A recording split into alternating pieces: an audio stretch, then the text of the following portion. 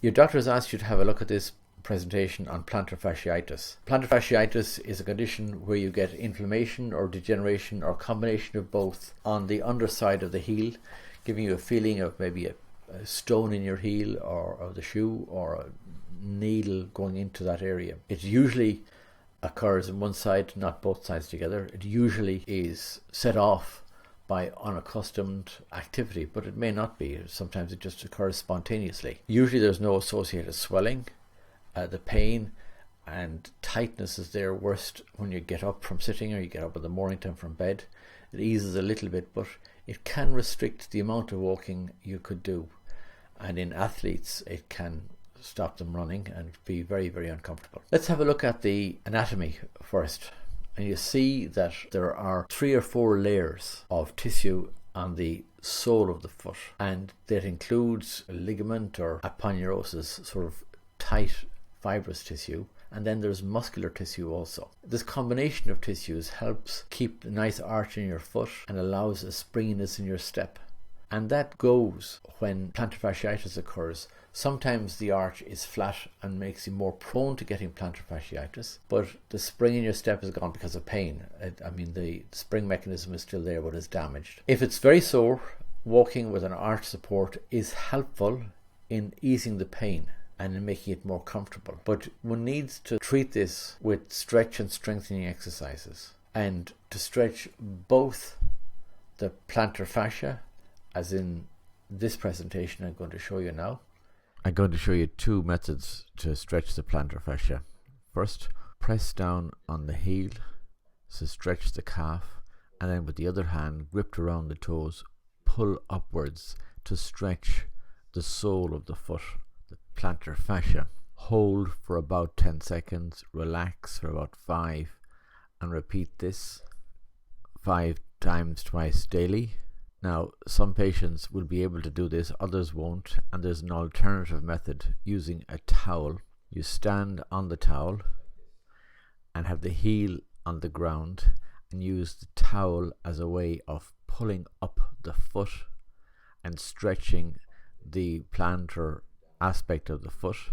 Pull up and hold for 10 seconds and then relax for 5 seconds. Repeat this, keeping the heel planted on the ground and using the pull on the sole of the foot. That shows you a number of ways of stretching the plantar fascia. You need to strengthen the intrinsic muscles of the foot so that you restore the strength of those muscles, and they give a protective quality to the other tissues. They stimulate healing and they allow you to walk more normally. These are some ways of strengthening the foot muscles. Here's an exercise to strengthen the toe flexors and the medial arch. Ask the patient to lift a biro or pencil, hold for 10 seconds, let down for 5 seconds, and repeat this 10 times twice daily. An alternative is to place the pencil or biro within the toes and get the patient to hold it. An alternative still is to curl the towel without using the pencil. Now, in addition to those exercises, you can also stretch and strengthen the calf muscles and the Achilles tendon, because they also bear some of the load in your walking and running. If you strengthen those muscles and those tendons, then you share some of the load with your plantar fascia mechanism. So it's no harm to do these Achilles tendon stretches. Here's an exercise to stretch the Achilles tendon, in this case the right Achilles tendon. So put the left foot forward and bend their left knee, put the hands up against the wall in a position adopted as if to push down the wall. Keep the right knee straight and the heel on the ground, and push, hold for about 10 seconds, relax for 5 seconds, and repeat that 10-15 times twice daily. You'll feel the tightness in the calf and upper Achilles tendon when you do this. I'll show you in a different plane now. Keeping the forward foot on the ground, bend the knee, and with the left foot with the heel on the ground, keep the knee straight and lean in, pressing against the wall. Later on, one can stretch the lower parts of the Achilles tendon by bending the right knee slightly as one is doing the stretch. And in addition to the Achilles tendon stretches, to do the calf strengthening exercises, which are fairly simple, and do them when the sole of the foot or the heel is not very painful. Here's a technique for strengthening the calf muscles. Take a small height, in this case 2 telephone books, put the toes on the books and then raise the heel off the ground.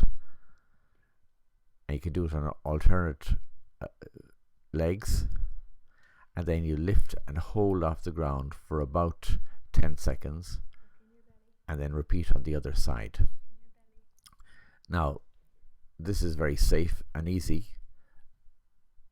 and a good way to start off calf strengthening exercises. Once it gets easier, one can use a stepladder, or more usefully the last step of the stairs, using the wall for security. Lift the foot up and then let it down below the level of the step, and do this on alternate sides, and just lift up and hold for 10 seconds and relax. And this is both stretching and strengthening the calf. That should help most people with mild to moderate plantar fasciitis. Now, some patients, usually younger patients who have plantar fasciitis, have maybe an associated psoriasis, or it may be an early manifestation of a condition called ankylosing spondylitis.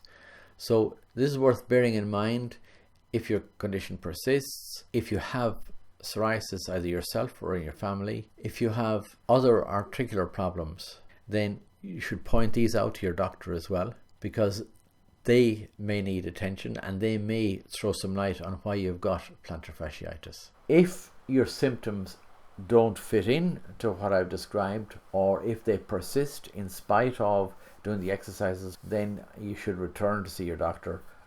They may refer you on for more individualized, specialized treatment that is beyond the scope of this presentation.